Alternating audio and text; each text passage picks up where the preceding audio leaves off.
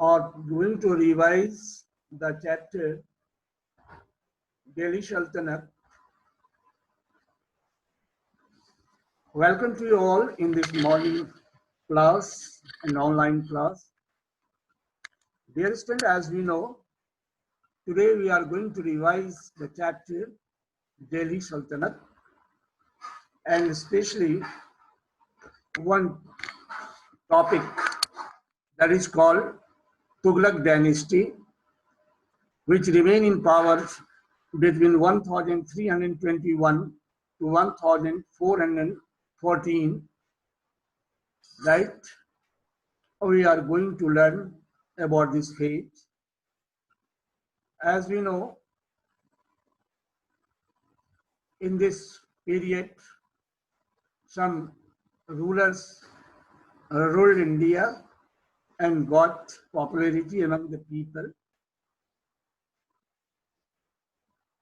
We will learn about each and everyone in proper way. You will be very cautious and concentrate to learn about the objective questions that will be discussed by me in this chapter. Some important long question answer will also be discussed, that is given in your exercise. I hope that you have already prepared it, but those who have lagged behind in completion of their work, they will do this work by the help of these slides. Now, let me to start about its founder. As we know, Tughlaq dynasty was founded by Ghazi Malik, right? Later on, he became famous by his name Ghiyasuddin Tughlaq. I mean Muhammad bin Tughlaq.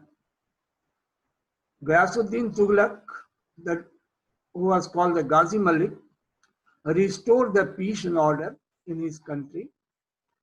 He was a kind ruler.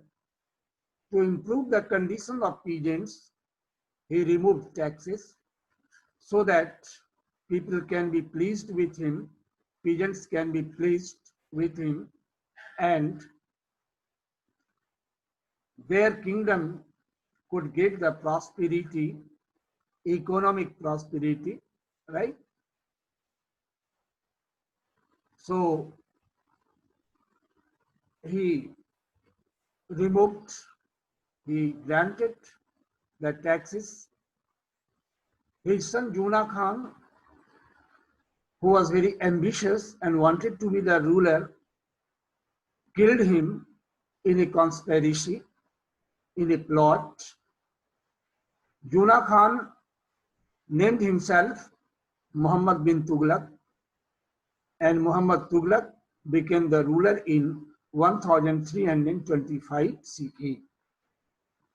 So in this way, in this slide, you have learned the founder of this dynasty, I mean the founder of Tughlaq dynasty was Ghazi Malik, who was also known as Ghiyasuddin Tughlaq. As the founder ruler, he tried his best to restore peace and progress in his country. He set up rules and regulation and compelled the people to obey the order, follow the order. After all, he was a kind ruler. To improve the condition of his peasants, he removed the taxes that was a heavy burden on their subjects, on their peasants. He became popular among the peasants, but the misfortune did not leave him, and his son Juna Khan, who also wanted to be the ruler, killed him in a conspiracy. I mean, by making a plot against him to seize the power. And his son Juna Khan killed him and later on that Juna Khan became famous or took the title Muhammad bin Tughlaq. He was known as Muhammad bin Tughlaq, who occupied the throne and started his rule. Okay, there is a story regarding this conspiracy. It is said, I mean, as per the historian, there was a stage organized for him or set up for his welcome, I mean, for the welcome of Ghiyasuddin Tughlaq. But actually, it was staged very differently to kill him by his son Juna Khan. When he sat on the stage or pandal dilapidated, I mean, it fell down and Ghiyasuddin Tughlaq was under the pandals and on the spot he died. And after that, Juna Khan, right, had declared himself as the ruler. So this is the story behind receiving the power by Muhammad bin Tughlaq from his father Ghiyasuddin Tughlaq. Okay, one word is here. Now that is what?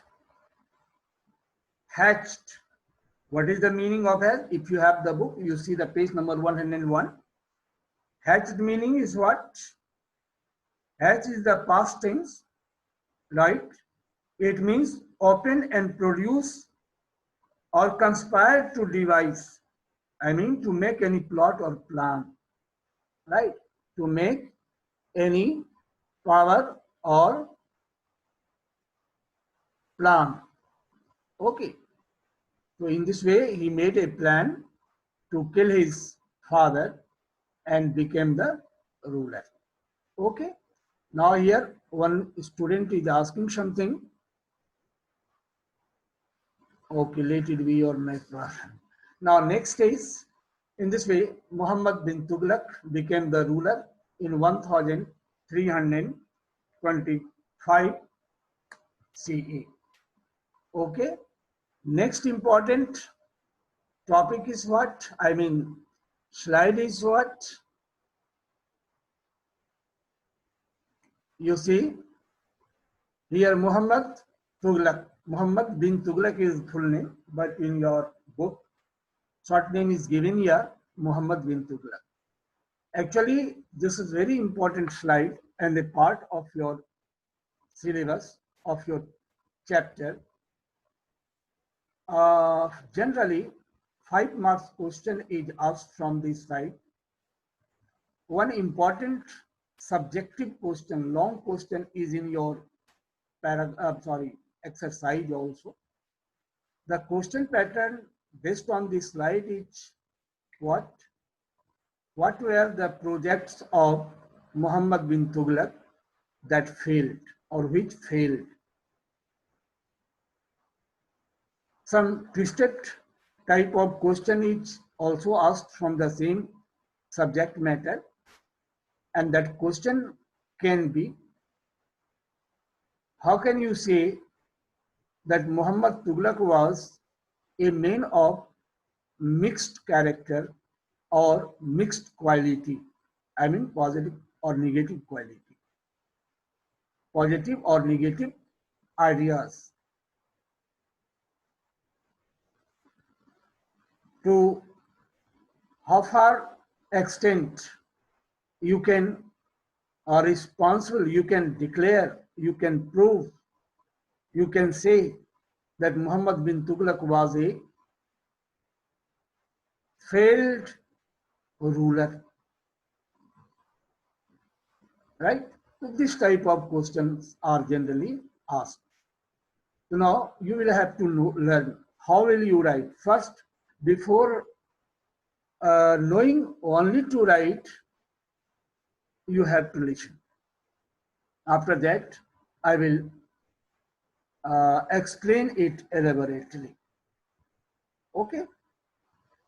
First project was he transferred his capital from Delhi to Devgiri to save Delhi from the anger of Mongols and to have the better control on Deccan. First project. First action taken by Muhammad bin Tughlaq was what? He transferred his capital from Delhi to Devgiri, right, for the purpose to save Delhi from Mongols and to have the better control on Deccan.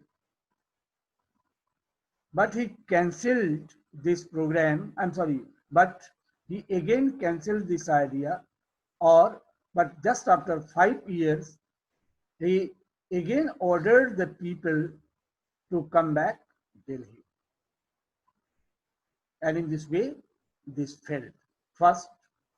Second, he levied taxes about 50% of total produce in Doab area, in fertile areas in his kingdom.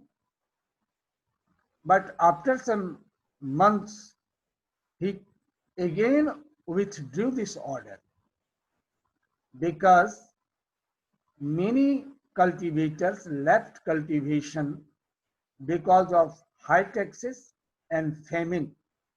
Famine is a condition where there is no crops, no production due to the flood, drought, right? Second project. Third, right? He issued token currency by replacing, uh, silver coin, right? By replacing silver coins to copper currency, copper coins, right? He issued token copper currency replacing the silver coins, but this was also not successful program because fake currency, right, began to start in the market, which hampered the economic development. The circulation of counterfeit coins, counterfeit means fake, nakli, fake coins came in market, which just disturbed the economic progress, and he withdrew his order again. He failed in his programs, which brought heavy loss. So what do you say? What you can say about this matter? All these ideas were new and no doubt. This shows the creativity of the mind of Muhammad Tughlaq. It is a positive aspect. It is a quality, it is a merit. But other side, there is demerit also. What was the demerit? A lack of determination. Lack of determination, right? He could not remain constant or determined in his ideas, in his decision. Okay, now this proves that his personality was the mixture of good and bad, merit and demerits. Now, one of you have asked the question, what is the meaning of token currency? Actually, what happened? Token currency is one in which the face value of coin is much higher than its metallic value. It means, for suppose, if one token currency is of 1 rupees, made of any metal, suppose silver or copper, silver, suppose silver. The face value is 1 rupee. But whatever the metal is used in making 1 rupee, their cost is less than 1 rupee. समझ गए आप? 1 रुपये का suppose सोने का sorry silver का coin है, तो उस क्वाइन को बनाने में जो सिल्वर यूज हुआ है रियल में उसकी कीमत 1 रुपी नहीं है। 1 रुपी से कम में जितना आ सकता है सिल्वर, उससे वो 1 रुपये का सिक्का बनाया गया है। इसका मतलब क्या हुआ? The face value I mean 1 रुपी लिखा हुआ रहता है ना, 1 रुपी जो है वो हायर है देन द मेटेलिक वैल्यू, जो मेटल उसमें यूज हुआ है। Have you understood? I think it is clear. Now, tell me, is it clear? Yes. Sandeep Kumar, you have written, we use token currency as today paper come of 0.2 pies, but currency not have 500. Yes, this is the correct answer. That is what I described. अगर ऐसा क्यों होता है? अगर ऐसा ना हो, यानी मेटेलिक वैल्यू ज्यादा हो और फेस वैल्यू कम हो, तो क्या करेंगे लोग? उसकी स्मगलिंग शुरू हो जाएगी, उसकी गलत ढंग से यूज शुरू हो जाएगी, उसको तोड़ करके भी बेचेगा तो 1 रुपी से ज्यादा कीमत मिलेगी अगर वो 2 रुपये चांदी उसमें और सिल्वर का यूज हुआ है तो such a currency whose face value is higher than the metallic value is known as token currency. Is it clear?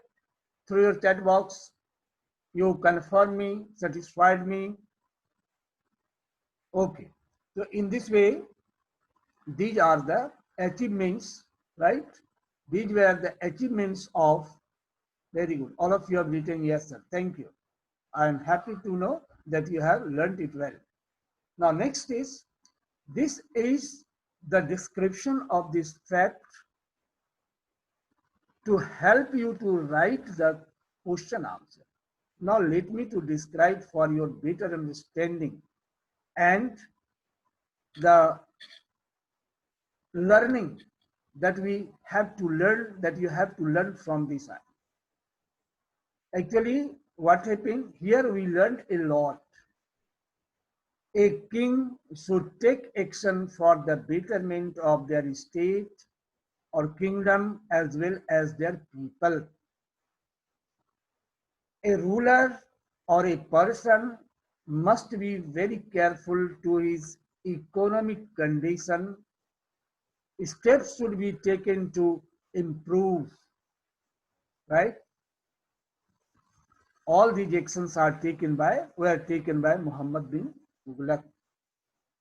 Actually, when he transferred the capital from Delhi to Devgiri, only two purpose was in his mind: to save Delhi from the anger of Mongols, because Delhi was very close to the boundary area in north, and from north side Mongols were attacking.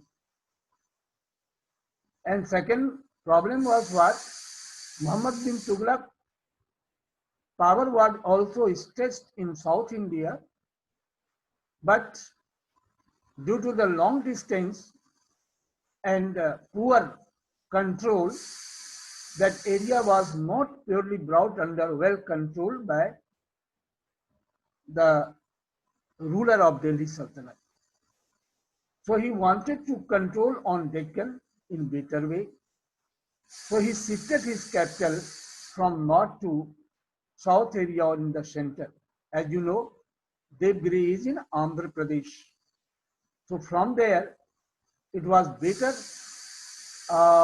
for him to control the South Indian area. Now next, what happened? Actually, it failed. Why it was failed? In those days, there was no modern means of transportation. Most of the people had to go on foot or block carts or some traditional means of transportation. And distance between Delhi and Devgiri was not less than 950 kilometers. Many people died on the way, right? Because all of the officials were ordered to move towards Devgiri from Delhi. And many of them died on the way. And just after 5 years, he again ordered to retreat. लौट जाने का आदेश दिया कि फिर से देवगिरी से सबको दिल्ली जाना है. Again that hardship or difficulties arose. Too much protest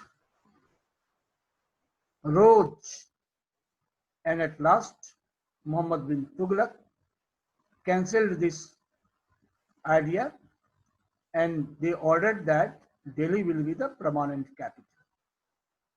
Next was, he was needed, right? He was needed to have money, right? He was needed to have the money, right? So he wanted to increase his economic condition or way or source of income. It is why he imposed 50% tax. Here 50% means all the peasants, cultivators have to pay half of his produce to the government. Really it was very high. So many peasants gave up cultivation due to high taxes and famine. Famine means it is a condition where cultivators fail to get the crops due to the flood or drought, right?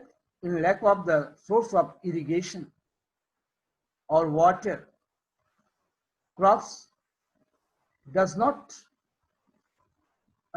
comes in existence, or plants does not grow. It destroys, right? In the same condition, when where the people had no means to eat, right?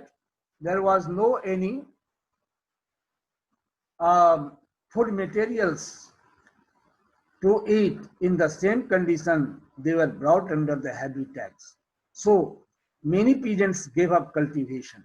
It is why he withdrew his order and helped to resume cultivation. Resume means to start again. फिर से उन्होंने cultivation शुरू करवाया, क्योंकि tax उन्होंने क्या किया, माफ कर दिया, विथड्रू कर दिया. And last one you have already listened. He issued token currency due to the circulation of counterfeit fake coins in market. He again cancelled this program to check the circulation of fake coins. And in this way, all the three ideas and projects failed with brought heavy loss. So this is the answer of your questions. In short, you will have to write. Remember, about each 3 points, not more than 2 or 3 lines you have to write. Right? Now next is what?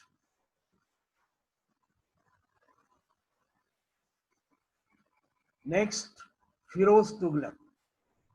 Right? Next is Firoz Tughlaq. As we know, Firoz Tughlaq came in power after Muhammad bin Tughlaq. No doubt, many people were fed up from the weight of rule or from the ruling policy of Alauddin Khilji. Muhammad bin Tughlaq. So they had the grievances, many complaints. It is why, first of all, Firoz Tughlaq wanted to wipe out all the grievances from the mind and heart of the people to gain their favor. to redress, to reduce, kam karna, to wipe out the grievances, complaints, cause of unhappiness. He made some important achievements, I mean improvements or reforms, right? What were the reforms of Firoz Tughlaq? First, he made many reforms to redress the grievances. Those were. He constructed many canals and tanks for irrigation and to provide water in agricultural area as well as for other purposes. There were many old tanks which were not in use during Muhammad bin Tughlaq. So all those old broken or destroyed tanks were repaired by him. Next is he reduced land revenue, right? To please the people, he minimized the land revenue. Taxes taken from the cultivators, right? Next step was taken by him to please the people of his kingdom. He opened different markets to sell the surplus produce. Here one term is here, surplus produce. Surplus production means that part of produce or production which is much more than the consumption, right? Suppose if 1,000 quintal grain, suppose wheat, is necessary for the people to eat flour bread, आटे की रोटी खाना है लोगों को, और suppose 100 quintal जरूरी है किसी भी स्टेट में, 100 क्विंटल, राइट? और प्रोडक्शन होता है 100 क्विंटल. तो ये 50 क्विंटल जो प्रोडक्शन है, that is called surplus production. Have you understood? Suppose in this phase of COVID-19, if you are interested to make the mask at your home to sell, suppose in your locality it will sell, or if you want to donate for 50 persons, and you have made 75 masks, 50 you will distribute, the rest 25 will be just as the surplus production. I think it is clear. Okay, now next, so he opened and the new markets were opened so that the surplus production could be sold at the different places. Now next stage, he introduced coins of smaller denomination. Smaller amount, the money, rupees were, or the coins were made. Now, for example, you have perhaps many of you have not seen the 50 paise rupees, 50 paise coin, 5 paise coin, ये पहले होता था. So as a suppose 500 notes, 200 notes is also, 100 note, 50 rupees, 20 rupees, 10 rupees, these are called the smaller denomination of currency, right? And if it is in the form of coin, that is called coins of smaller denomination. Okay. Next is he opened schools and grants to the scholars. give many facilities to the scholars, to the learned people, so that they could contribute in the society, especially in the field of education, by their heart or with full dedication, full zeal, and students could get education in the schools. So these reforms were made. I hope if the question comes, he write about